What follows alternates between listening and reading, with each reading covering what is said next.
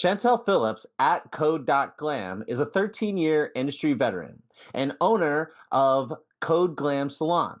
She's a natural hairstylist in the DMV, suite owner, and a healthy hair care and weave specialist. Today, we're going to hear her story, how she got to where she is, and what it's like in the suite life, and all the advice that you need to know if you're either interested in going into the suite life or you're currently in the suite life and things aren't might not be going quite as way you wanted them.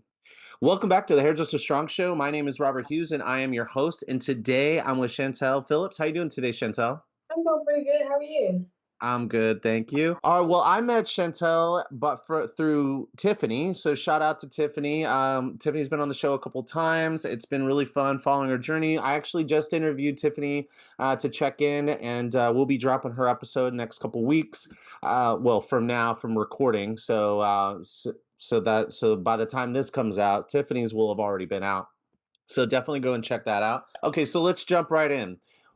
What we would like to know is kind of like a high level of getting into the industry. More importantly, kind of like school. Did you do school to school? Did you get an apprentice? Did you do an apprenticeship? Did you work at a salon? Did you go into a suite? What does that look like for you? Okay, so I'll say about around 15 years old. I was getting my hair done by my cousin. She's been doing my hair all my life, and she ended up having to go away for college, so I had to learn how to do it on my own. So around 15 is when I started doing it by myself at home on other people. She was always in the salon like for as long as she's been doing hair. So that was kind of like my first like foot in the door. I would go to her job and I would always like, oh my gosh, I want to work here. I want to work here. I want to work here. And year after year, I never got a chance to work there. Eventually, I did get a job there as like a shampoo tech. So that was like my first official salon job, which for me, I feel like it was a little bit easier because I was able to get the experience prior to ever like going to cosmetology school. I eventually did go to cosmetology school, and then from there, I was like straight into a salon after that. So where did you go to school? Bennett Career Institute. Oh yeah, I love them. They're awesome. Yeah, that's where I went. Nice. Graduated from there. Nice. And then okay. So you're working were you working in the salon while you were in school? Initially, when I went to Bennett, I was working a retail store, and Okay. I was working there full time. Then I got to a point where I was like, I'm gonna go ahead and go to cosmetology school. So I eventually quit working at the retail store to, is when you're in cosmetology school, you got to be there every day. I think it's like one day out the week that you don't go, maybe two. So then I went to cosmetology school, and then from there went into another salon. Gotcha.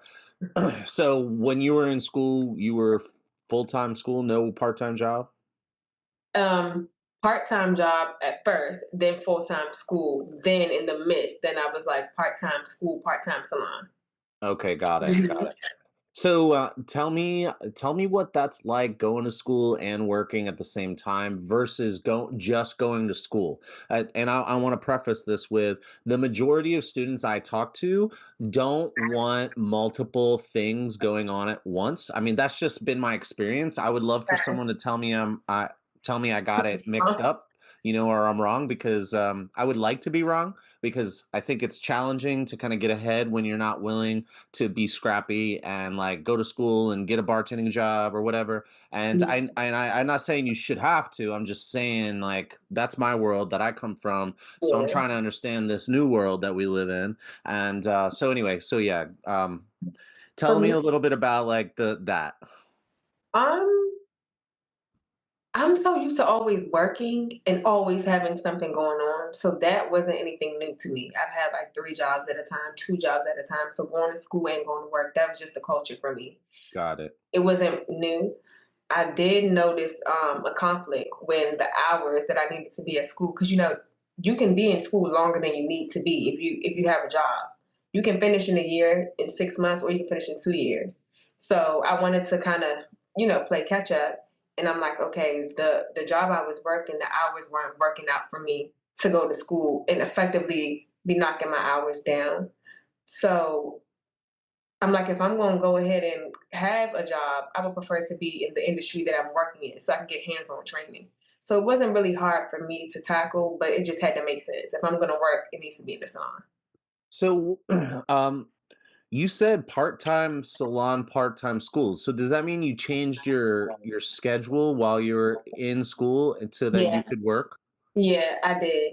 Mm. And I had a mishap in school. So came across some conflict in cosmetology school and I actually got put out for 30 days. So that knocked me down. So when I came back, I had to kind of change my schedule again. It was like I need to come to school before the teachers are there, do something for extra credit, go to school, leave, go to work, come back, go to night classes. So my schedule changed a lot of times to make sure that I made it by the date that I wanted to graduate by. Do you feel comfortable talking about what happened at the school? Because you said it. Now I'm like, and everyone wants to know. Yes. What happened? Someone that I was friends with at the time, they were much, much, much, much older than me. We were friends. And then randomly it was just like we weren't friends anymore. So I was Like beef? supposed to beef, Okay. steak, like it was we weren't friends anymore. And it was just weird, it was random. So there was just a one random day where we were in class, we were coloring. I would never forget. It was the color chapter. We're learning how to do highlights, we're learning how to color, we're doing all this. And it just kind of kicked off right then and there. And they wanted to make an example out of us. We didn't fight in school. We fought a little ways off of school, but we had on our t-shirts from school. Uh, And they were like, this needs to be an example made. If you're wearing something that represents us, we can't have you fighting. We have to put y'all out. And so they put us out for 30 days. what happened? Oh, you both got put out? Yes. Did the other person like come back to school too? Yeah, we both came back. We both had to write a letter to appeal the decision to be put out. And I think what helped was that they asked both of us, "Do you think this person should be let back in school?" And apparently, we both was like, "Yeah." So they're like, Nice. "Okay, we'll let Nice. you guys both back." Yeah. Mm. Nice. Well, that's good. That's good. And then were you both back in at the same time? Yeah. And how what was that like? Both back at the same time. But it was just like, okay, like you know how you learn the lesson and you like, I'm not letting anything mess me up again. It was like, okay, girl, like it Okay. happened, but we're growing up. Like, yeah. Okay, cool. Well, that's good. Okay, so what are your thoughts about working in a salon and being in school versus being in school, not working in a salon at all, like or just full time? Like let's just, like this question is for advice. Like if you were going to Okay. give advice to somebody who is currently, I don't know, they're just starting school or thinking about going to school and they're having the thoughts about the conversation about money and and their schedule and jobs and stuff. What would you say to that person? How bad do you want it? Because you can do both. And I would say, don't make the mistake and get into a salon that's not going to offer an apprenticeship program and fall in love with the culture of doing hair without finishing school so that now you feel like I can just stop going to school and I got it all because that'll come back to bite you when you're ready to do things as far as business and open salons and you'll need your license, you'll need your credentials for that. If you have what it takes to do both because they go hand in hand. For me, hair school didn't teach me how to do hair.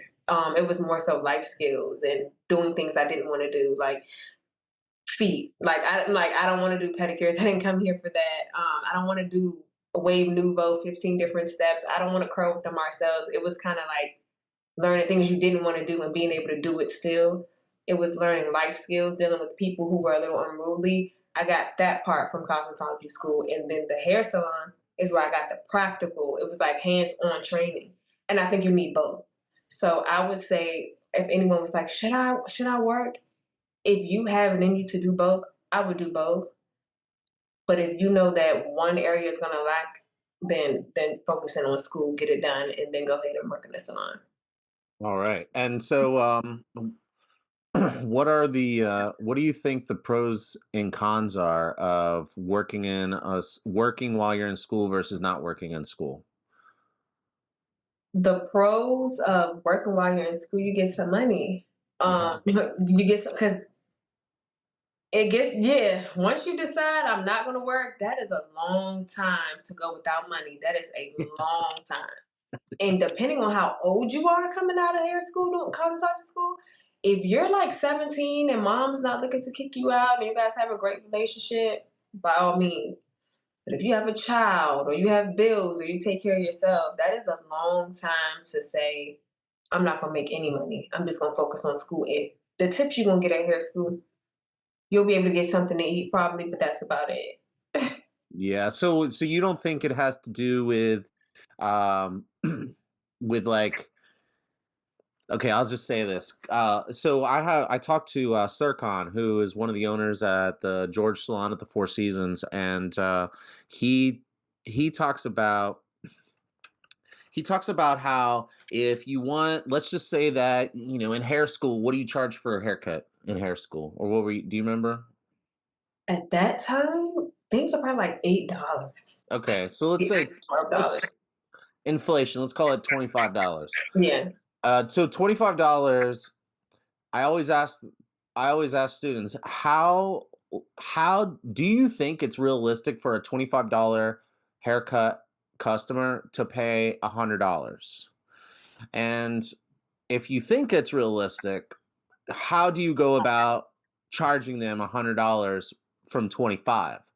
Is it like $10 price increases for 8 years? Mm, Is it $20 price increases for 4 years?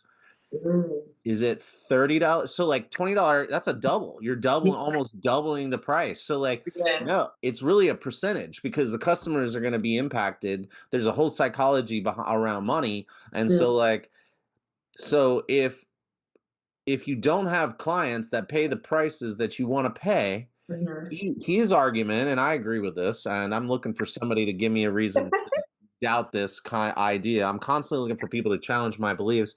Yeah. Um, so his argument is that you're kind of like leapfrogging, and the concept of Mhm. leapfrogging is like in China they don't have landlines. It's not like a thing. They didn't need that technology. They have cell phones. So like and this is like a thing. Like people leapfrog and Yeah. skip over steps, and he's saying you can skip over the steps of all those price increases by starting somewhere that already charges the money you want to charge. So like he's saying, like, if it takes 4 years of $20 price increases to get your client to $100, well, what if you spent 2 years training, Mm. and then your third year you're already ahead of where you would be with the price increases, and you have a baked in clientele because all the clients know you, they've seen you working for the course of a year or two. This is just an argument for long training programs, and Yeah. like if you go through a long training program at like one of the highest price salons in the area versus like trying to charge the same price on your own, Yeah. so anyway, that it's an argument. What are your Yeah. thoughts about that? Disagree, like, don't like, whatever. I'm in the middle Okay. because I'm really like, how do I say this? And this and we're tying this back into like, do I feel like how do I feel about people not working while they're going to school? This ties back into that, or is this completely separate from that? Now, let's say in separate. I want to Okay, I want to separate. like know how you react and respond to that as a standalone concept. Okay, as a standalone concept, I agree in a sense where it's like, yes, if you go ahead and take that time to long train 2 years and then you put in the work, you can come out swinging. Then why not come out swinging? But does everyone have that reality What um, reality? of long training? Like, is that Like everyone's reality? Is everyone able to do that? able? What do you mean able? Like, is everyone able to Let's I end up having to keep tying it back into the hair cosmetology Go school. for it. Go for it. Okay. So there's so many people that I know who they charge prices close to my prices. And it's like, you didn't even train for this. Like, how is this even happening? You didn't train for this. You don't treat the people the way that I treat them because you didn't get that training. So you're just like, I can do hair. This is how much I'm charging. And some people are like, oh, okay. Some people aren't able to go to school for whatever reason. Some people aren't able to put a pause on their life for whatever reason, whatever the case may be. And they still luck up being able to do what the person who had to stop everything that they were doing, they get to do the same thing. And this, where we are now in this culture, that's flying. Like it's flying. It's starting to seep through. People are starting to see like, oh, these are the real stylists. These are the fake stylists. But it's flying. And I feel like that's why it's like I partially agree because yes, that should be the way, but it's like realistically, it's not gonna always be the way. It's just So not. okay, this I want to you said something else just now that I want to ask you about. You're Mhm. talking about having some sort of experience Yeah. with customers lacking low satisfaction from people who haven't necessarily put in the work to justify the value. Like they're Mhm. not, or no, let me rephrase. They're not bringing the value that they're charging, Yes. and the customers are noticing. Yeah. I'm happy to move on to that topic. That is so interesting. No, So we can go there. We can let's go just jump over to that one. there. Okay, Yeah. let us get in there. Okay. Let me know. Tell us a little bit about what your experiences with this. Okay, so with me being a healthy hair care stylist, I service all types, all texture. So there's a texture that walks through the door, and I'm like, oh no, I don't know how to do that, or I can't do that. That comes from training. That comes from being on the floor and being an assistant, and not telling the stylist I don't want to shampoo your client because it's hard for me to do. You just do it. With that, I have a lot of clients who come to me and have been turned down by other people or dissatisfied by other people because those people didn't have the training. They have natural hair care in their bio, but they are only doing a specific texture. This is just as an example. And for me, I hear the cries of it all the time. They didn't know how to detangle my hair, but they're charging this. They didn't shampoo my hair, but they're charging that. They didn't give me the address till the day of because it's at their house, but they're charging this. So many complaints. And for me, it sucks because sometimes it feels like, well, what made you go on a detour all the way around there before you got here? And then sometimes it's like, did you not see the signs that these people weren't, trained? So for me, my experience as a person who sees it, I feel bad for both me and the clients because there's people who did stop everything that they were doing to train, and we're kind of getting the short end of the stick, if that makes sense. Totally. So the fact that you have customers coming in saying that they had experiences that really only makes sense from somebody who has like low experience or maybe isn't as impassioned about Yes. delivering the customer service and the experience. I think that's really interesting. Okay, so since we're on this topic, first I want to ask you a question. How long did you work in a salon? I've been like consecutively at one time or just in general? No, like just in like total time spent, 3 months here, 3 months there, 3 months there, that's 9 months. So like how much, I just want to know, understand how much salon experience you had before you went into a suite. That's kind of where I'm going with this. So I went into my suite for the first time January 2nd, 2023, and I have been working in a salon from since 2016. Oh, okay. Oh, wow. I didn't realize that you had so much salon experience. Yeah. Okay. Okay. Mhm. So, can you tell us a little bit about why you think you stuck with a salon and didn't go independent? At what point in time were you thinking about going independent? Tell us a little bit about give us a little context with that. Okay. One, my salon family was like real family. So I wasn't in an uncomfortable space where I felt like I had to get away from these people. It felt like I just got up, got dressed, and went to my aunt's house. So I felt so comfortable with where I worked. The salon that I just left, I was there for 7 years straight. And I had other salon experiences, dip and dab. I might have worked there in another salon, but that salon was my constant for the recent 7 years. I decided to stick with it because it felt good to be there. I enjoyed my time. I worked under people who were very like adamant about the process and not in a way of don't go anywhere, but they already lived it before me. So they knew like that I could benefit from them and they knew that I could benefit, just staying the course. They were very the salon owner, she was very organized and she was very like by the book. You do this, then you do this, then you do this. What So like salon? Reinvent You Beauty Studio on 12th Street, I have Northeast. to go check this out. Yeah, Okay, sorry. you gotta check her out. Her name's Kenithia. I love her. So she was very organized and very by the book. I met her in cosmetology school.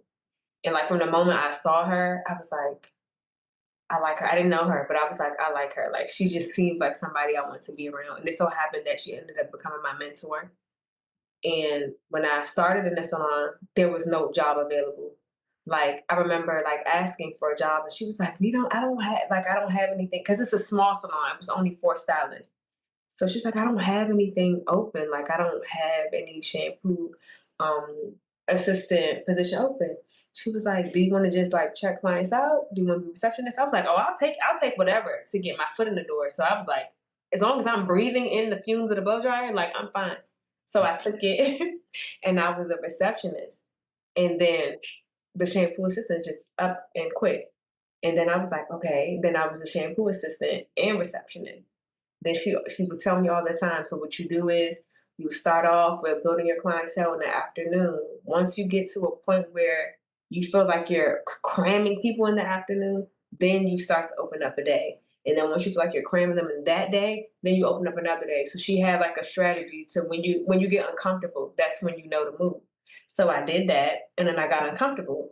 And I'm like, okay, this little afternoon is not working anymore. And I would do it day by day. Then I'm like, okay, I'm ready to have a book. Got my book. After I went from shampoo assistant to stylist part time, so I was still doing both. Then I'm like, okay, there's a demand here for being a stylist more than being a shampoo assistant, and the money is there. So then I was like, okay, no longer shampoo assistant, commission. Once I started to feel like, okay, I have enough to do booth rent, then I did that. And then once I was like, all right, now it's time to go on my own. So it was very slow walk. It was no go in, hop in, I'm out, I work for myself. I learned from you guys for 4 days, I'm done. It wasn't that type of process. Nice. And so you're there for 7 years, you said, right? Yeah. And hmm so and so at what point in time, like, where did the desire to go independent come from? Like, where how did tell us a little bit about how that happened and, like, the thought, and then I also wanna get into, like, the process.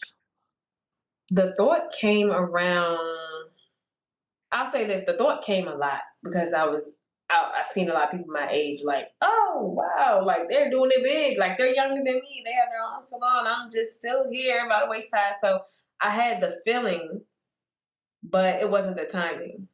And I want to say what we're in. We're in 2025. I want to say 2022. 2022, I started being like, is it time to go? And my family would be like, when are you going to get your own? And I'm like, why are y'all rushing me? But I started to feel like it was time to go because I felt like I didn't fit anymore. Like I just felt like there wasn't a space for me, even though there was, and we were still getting along and everything. I started to envision more of something for myself, like, and I would keep having that vision of like creating my own space for my client. And so that's kind of when it first came. Nice. And so, that was, like, a couple years out. Did COVID have anything to do with it? No. No? Okay. Mm-mm. So you had this idea, cause coming and going, and finally in 2022 to 2023, somewhere around there, you're like, "I'm gonna do this." Yeah. And then you open in 2023. 2020. So, What? I'm so sorry. Wait, we're in 2025. yeah. Okay, I opened in 2024. Last year is when I got my suite. January 2nd, 2024. Okay, so super fresh. I love this. So okay, Yeah. so Uh-huh. we're coming up on our time. So like I think this is a great way to kind of wrap it up as um before we end, I'm going to ask you for any last pieces of advice you have for anybody that's thinking about going into the sweet life. But what is your what can you tell us a little bit about the process of making that transition? A lot of tears, a lot of prayer. That was really my process. Whew, stressful. Oh my goodness, it was a stressful time. What was stressful? Leaving my family and leaving the place that I've been working for 7 years straight. Yeah, how was tell it can you what do you got like how did you do it? Did you Oh my god. Oh, I can feel it. Like I can feel it in my bones right now. It was the hardest thing I've had to do. I told them 4 months before I decided to do it because we were so tight knit that I felt like a 2 week was just disrespectful. Like we were like family. We are like family. So I told them 4 months. Um, I made sure that I had already secured everything with the suite first because I knew that if I told them and didn't secure it, I would change my mind. So I was like, let me make sure that I'm signed, sealed, lease is done, and this is what I'm really going to do. And then I told them, and I kind of told them one by one, and it was like so, didn't react how I thought. They were just like, really? The salon owner was like, no, you're not going. Like this is not going to happen. But I thought it was going to be so much worse. It wasn't that bad. But Well, that's awesome because I've worked with people who told their my experience is I like to say I was forged in fire in this industry. oh, My experience is uh you can't tell the salon owner. Everybody I know that every single person that's watching this and listening to this is gonna text me or DM me, but that's been my experience. My experience is you tell the salon that you're leaving and you're doing something else, and they change the passwords, they shut you out. I've even seen people show up to work with all their stuff outside on the sidewalk oh of the no, salon and said that you're not allowed to come in to the oh no. salon. You imagine like you told your salon 4 months before. What are you gonna do with call your clients when you're waiting? Like let's just say, hey, I want my suite to start on July 1st, and I'm gonna wait until May 1st, 2 months before to say, hey, I'm leaving. And they say, okay, make this your last day. That was one that was so when I had someone tell me that, and I was just working the front desk. So like imagine that was my first salon. I told them that like I wanted to move to Miami. I was 17, 18 years old. I decided I didn't want to go to college because more school just sounded like more years on this on like what do they call that? Like another stretch, Yeah. in an institution. I felt like it was like Wow. I didn't want to go to school. So I was like, I'm gonna move to Miami and just like have fun. And I used to have like chiseled features and a six pack. I thought I could be a model. He but sounds and so I went to Miami and partied, but I they I wasn't ready. I was like, yeah, I want to go to Miami, and I was at front desk and they told me to leave. And so and then ever outside. since and then that was my first example, and then beyond throughout I've worked in like 7 salons, and almost everyone has had some sort of toxic situation with the salon owner where they were treating you like it's a family until it's not. And like that's why I never like really get family vibes with my people, because I prefer handshakes than hugs, but like but not Wow. with my people, my fellow hairdresser, but with like my boss. It's like this is a business relationship, and Oh, I've always had that experience, and I'm okay with that experience. I make all of my friends, almost all of my friends, come through the industry and through the salon, but but I can't say that like the word family, like you can't fire your family, you know? That's you know what's crazy? I didn't realize well, I knew what I had. I knew that I had a family. Like, we were at the same Yeah, house. We sounds were like like it. we like, "No, these people are we're at weddings together, we're literally family." Like, and everyone knew each other for years. So it was like when I heard other people's stories when they were trying to leave and it's like a secret, I'm like, what's the secret?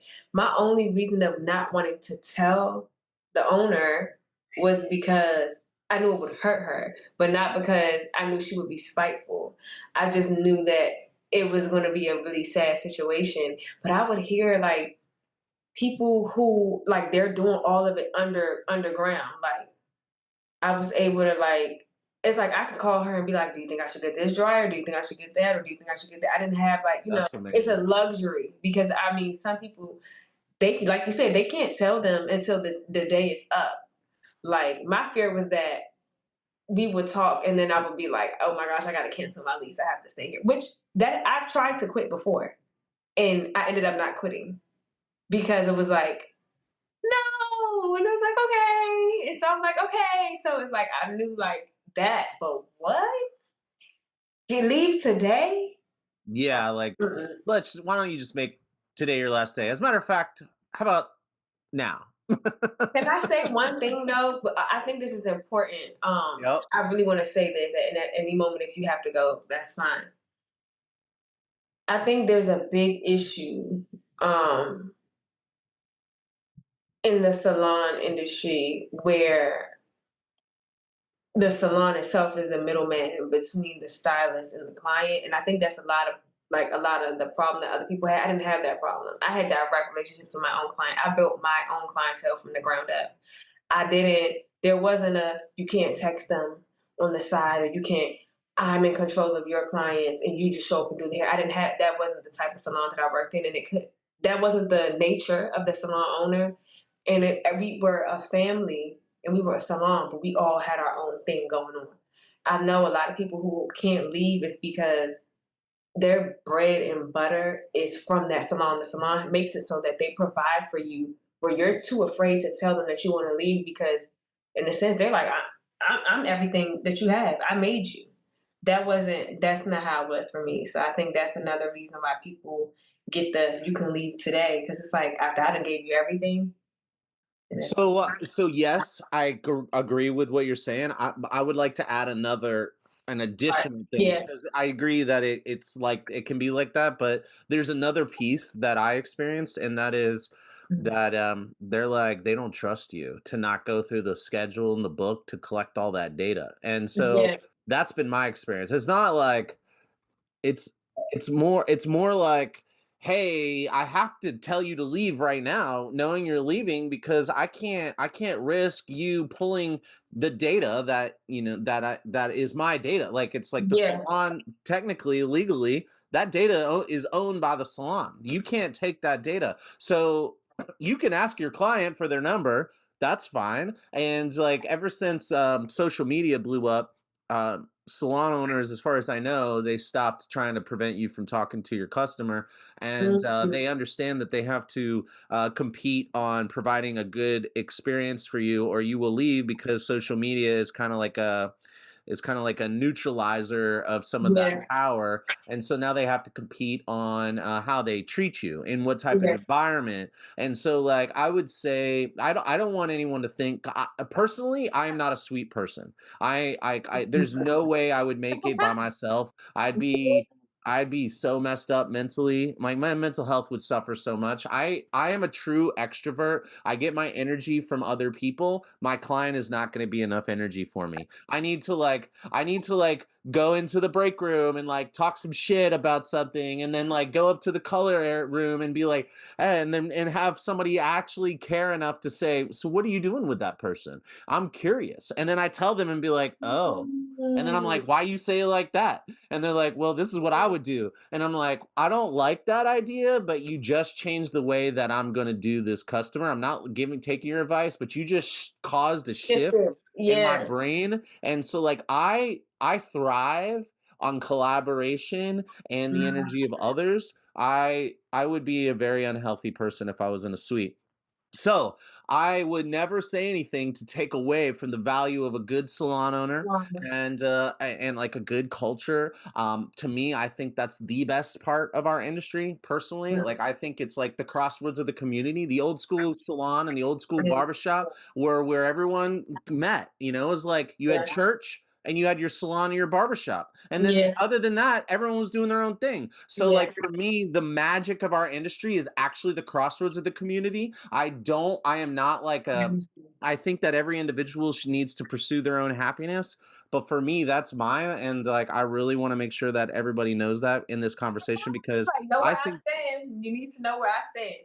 yeah, well, I just don't want anyone to think that I'm bashing salons because I'm not. I am saying that we've had a toxic, systemic issue in this industry for a very long time, but social media has rooted out the majority of that stuff. Yeah. And so, like, I think that it's false claims to make on social media because it's like, you know, the most vile stuff and the most angry stuff, you know, that gets the most engagement.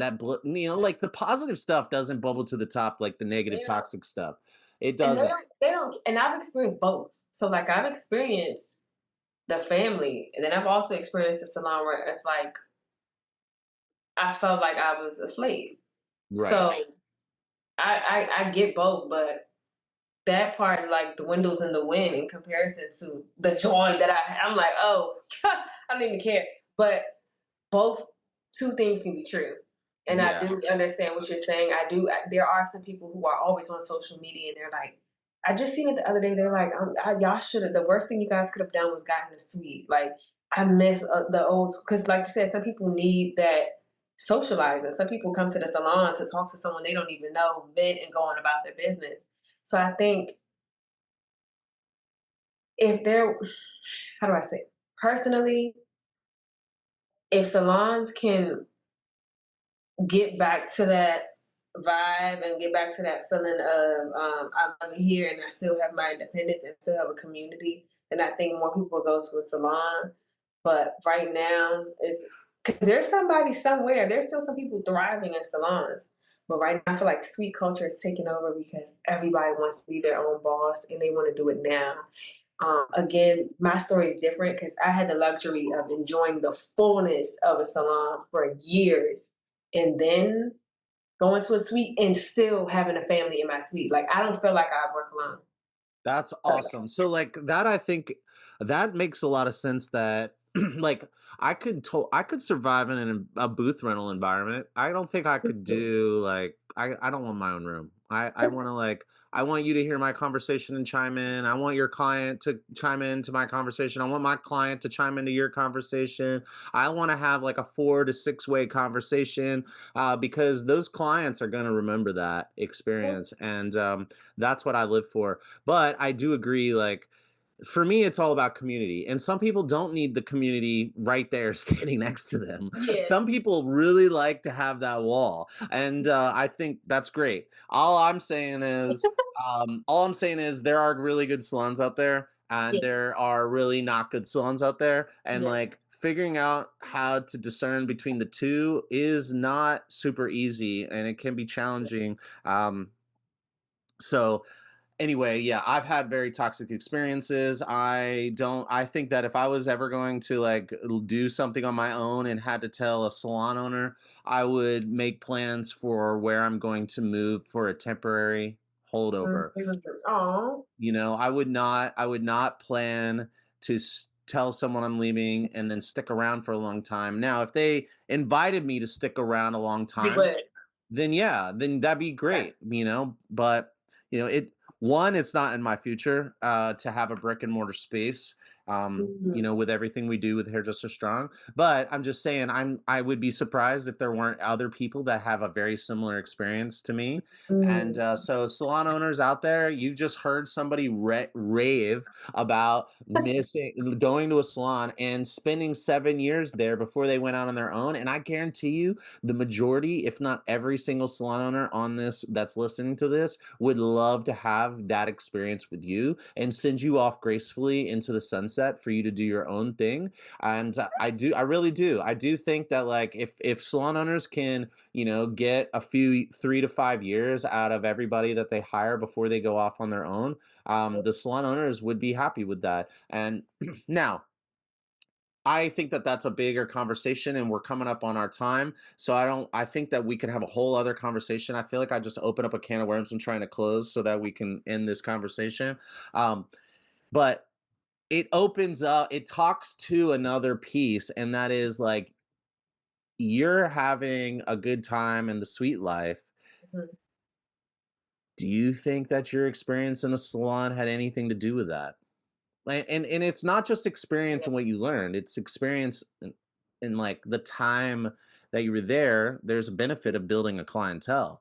And so like, how about this? How about we sign off with your advice for the person who wants to go into the sweet life, considering what, like, for me, it's all about the numbers. Like, if you Yeah. know your numbers and you got the money and you got the clients and you can make your payments and the money you want to make, to me, Yeah. that's the only time you should go out on your own.